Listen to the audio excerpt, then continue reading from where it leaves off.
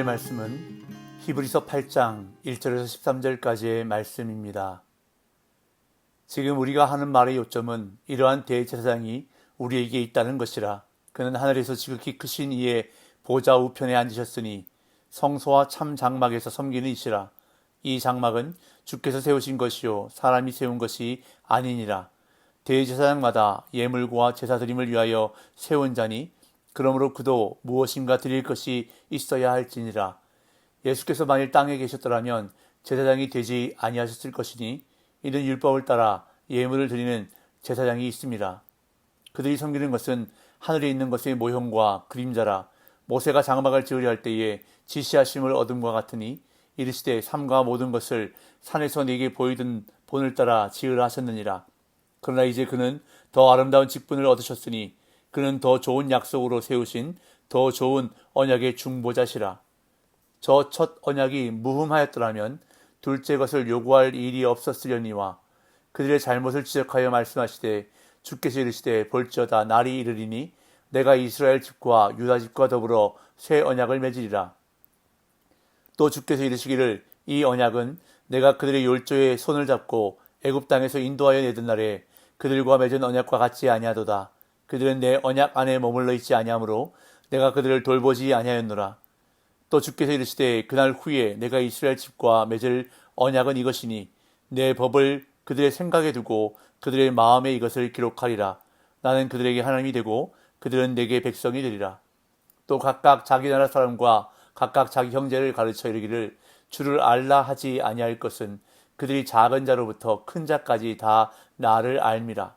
내가 그들의 불의를 긍휼히 여기고 그들의 죄를 다시 기억하지 아니하리라 하셨느니라. 새 언약이라 말씀하셨음에 첫 것은 날 가지게 하실 것이니 날 가지고 쇠하는 것은 없어져 가는 것이니라. 아멘. 히브리서 저자는 이제까지 다양한 비교를 통해서 예수 그리스도의 우월하심을 여러 면에서 논증했습니다. 구약의 선지자들과 비교하여 선지자들보다 우월하신 예수 그리스도에 대해서 논증했고, 당시 유대교에서 중요하게 여겼던 천사와 비교하여 예수 그리스도의 우월하심을 논증했습니다. 하나님의 아들이시며 상속자이시고 세상 모든 만물의 통치권을 받으신 예수님은 천사도 경배해야 할 존재이심을 논증했습니다. 그런 다음 저자는 모세보다 우월하신 예수 그리스도에 대해 논증했고, 또한 예수 그리스도께서 아론 계열의 인간 제사장보다 우월하신 멜기세덱의 반차를 따른 대제사장이심을 7장까지 논증했습니다. 이제 8장에서 저자는 그렇게 우월하신 대제사장이 실제로 존재하신다는 점을 논증합니다.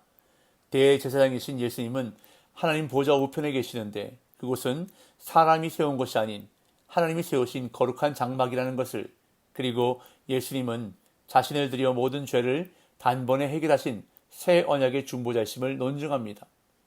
또한 레위 지파의 제사장 직분은 옛 언약에 근거하는데 새 언약이 옛 언약보다 나은 이유 중 하나는 돌판에 기록된 옛 언약과 달리 마음에 기록되었기 때문이며, 옛 언약은 사람을 죄인으로 정죄하지만 새 언약은 사람을 변화시키는 능력이 있다는 것을 논증합니다.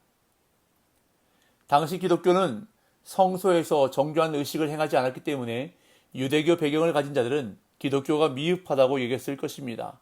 그래서 히브리서 저자는 지상의 제사장과 천상의 제사장을 대조하고 지상의 장막과 하늘에 있는 원형을 대조함으로 그들의 오해를 바로잡습니다. 또한 더 아름다운 직분, 더 좋은 약속, 더 좋은 언약이라는 점층적 표현을 통해 새 언약을 부각시키고 구약 성경을 인용해 성경 자체가 율법의 변화를 예견하고 있음을 8장에서 입증합니다. 1절, 2절 보겠습니다. 지금 우리가 하는 말의 요점은 이러한 대제사장이 우리에게 있다는 것이라. 그는 하늘에서 지극히 크신 이의 보좌 우편에 앉으셨으니 성소와 참 장막에서 섬기는 이시라. 이 장막은 주께서 세우신 것이요 사람이 세운 것이 아니니라. 지금 우리가 하는 말의 요점은 이라고 말한 것을 볼 때 히브리서 저자는 이제까지 논의했던 내용을 한번 요약할 필요가 있다고 여긴 것 같습니다. 그 정도로 지금까지 길고 복잡한 논의가 이어졌는데요. 저자는 한마디로 이러한 대제사장이 우리에게 있다는 말을 하고 싶었다고 정리합니다. 히브리서 공동체 중 일부가 옛 성전 제도와 옛 제사장의 중보를 통해 하나님께 다가가려고 했었기에 저자는 이것이 어리석은 행위임을 그들에게 말하고 있는 것입니다. 지금 우리를 위해 중보하시는 대제사장이 실제로 존재하신다는 것입니다.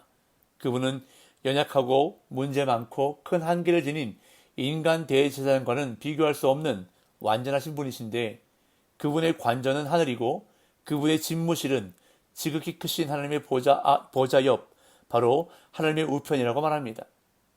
그리고 그곳이 참 성소이며 참 성막이고 참 성전인데 사람이 세운 것이 아니라 하나님이 세우신 것이라고 저자는 말하면서 예수님은 그 하늘의 성소에서 섬기시는 영원한 대제사장이심을 언급합니다. 3절 4절 대제사장마다 예물과 제사드림을 위하여 세운 자니 그러므로 그도 무엇인가 드릴 것이 있어야 할지니라. 예수께서 만일 땅에 계셨더라면 제사장이 되지 아니하셨을 것이니 이는 율법을 따라 예물을 드리는 제사장이 있습니다. 대제사장은 예물과 제사드림을 위해 세움을 받은 자입니다. 그렇다면 예수님도 대제사장으로 세움 받으셨기에 드릴 것이 있어야 마땅합니다. 그것이 무엇인지는 저자가 이미 7장 27절에서 밝혔습니다. 이는 그가 단번에 자기를 들여 이루셨습니다. 그러나 이에 대한 구체적인 논의는 9장에 가서야 이루어지는데 이는 히브리서 저자의 독특한 전개 기법이며 특성 가운데 하나입니다. 그러면서 저자는 예수님의 대제사장 직무가 하늘에서 이루어지는 것임을 재차 강조합니다. 예수께서 만일 땅에 계셨더라면 제사장이 되지 아니하셨을 것이라는 언급은 현재 예수님이 하늘에 계심을 말하는 것입니다. 그렇지만 만일 땅에 계신 것으로 가정한다면 이곳에서 결코 제사장이 되지 못하셨을 것인데 우선 성막이든 성전이든 간에 그곳에서 섬기는 제사장은 율법에 따라 레위 지파 사람들이 세워질 것이고 예수님은 유다 지파 출신이기에 제사장이 되실 수 없다는 것입니다. 지금 히브리서 저자는 가정법을 통해 역설적으로 예수님의 존귀하심을 강조하고 있습니다. 예수님의 자리는 이 땅에 없는데 그것이 오히려 예수님의 권위를 보여준다는 것입니다. 예수님의 자리는 모든 것이 열등한 땅이 아니라 하늘이기 때문입니다. 예수님은 하늘에 속한 대제사장이십니다. 땅에 있는 성막과 성전은 하늘에 있는 참 성전의 모형이며 그림자일 뿐이라고 저자는 말합니다. 5절 6절 그들이 섬기는 것은 하늘에 있는 것의 모형과 그림자라. 모세가 장막을 지으려 할 때에 지시하심을 얻음과 같으니 이르시되 삼가 모든 것을 산에서 네게 보이던 본을 따라 지으라 하셨느니라. 그러나 이제 그는 더 아름다운 직분을 얻으셨으니 그는 더 좋은 약속으로 세우신 더 좋은 언약의 중보자시라. 예수님이 땅에 있는 성막이나 성전의 제사장이 되시는 것이 오히려 모순이 되는 이유는 땅의 성막과 성전은 하늘에 있는 참 성전의 모형이며 그림자일 뿐이기 때문입니다.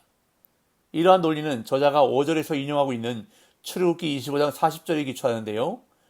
너는 삼가 이 산에서 내게 보인 양식대로 할지니라 라는 이 말씀에 기초하고 있습니다.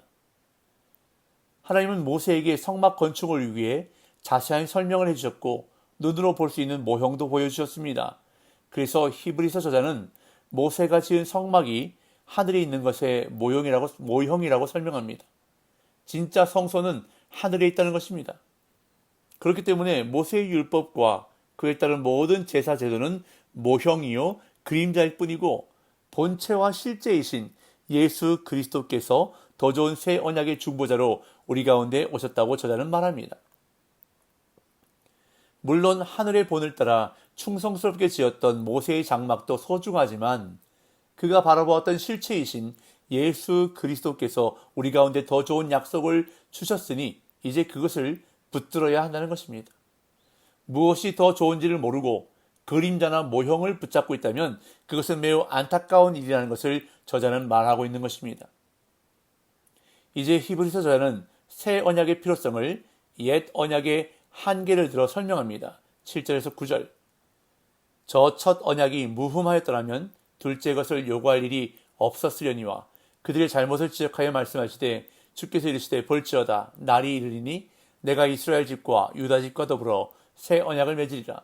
또 주께서 이르시기를 이 언약은 내가 그들의 열조의 손을 잡고 애굽 땅에서 인도하여 내던 날에 그들과 맺은 언약과 같지 아니하도다. 그들은 내 언약 안에 머물러 있지 아니하므로 내가 그들을 돌보지 아니하였노라.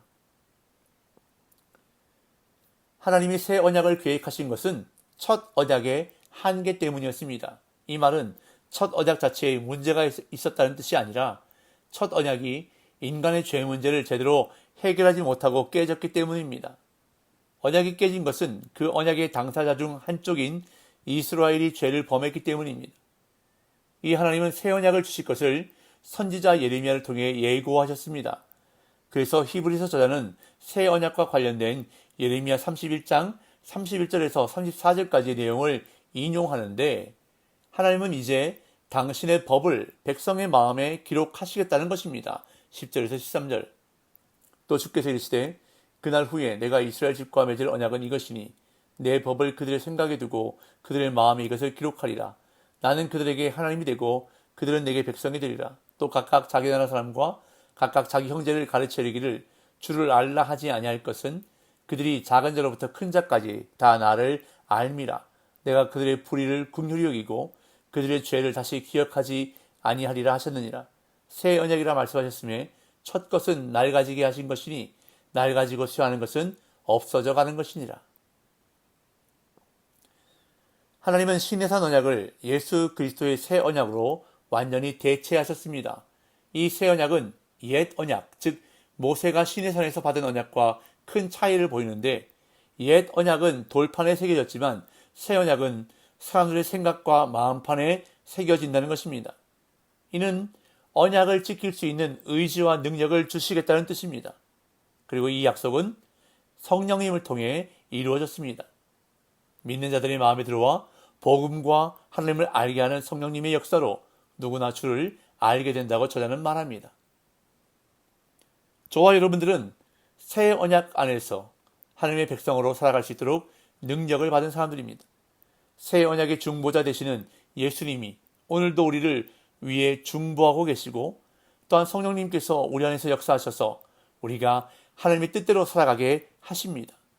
이것은 참으로 놀라운 은혜입니다. 그렇게 우리는 이 은혜를 제대로 누리며 살아야 하는 것입니다. 중보자 되시는 예수님께 내 모든 기도의 제목을 쏟아 놓으십시오. 도와주시는 성령님을 온전히 의지하십시오. 그리함으로 오늘도 우리에게 더 좋은 것을 주시고자 하시는 하나님의 은혜 안에 머무는 삶 되시기를 예수님의 이름으로 축복합니다.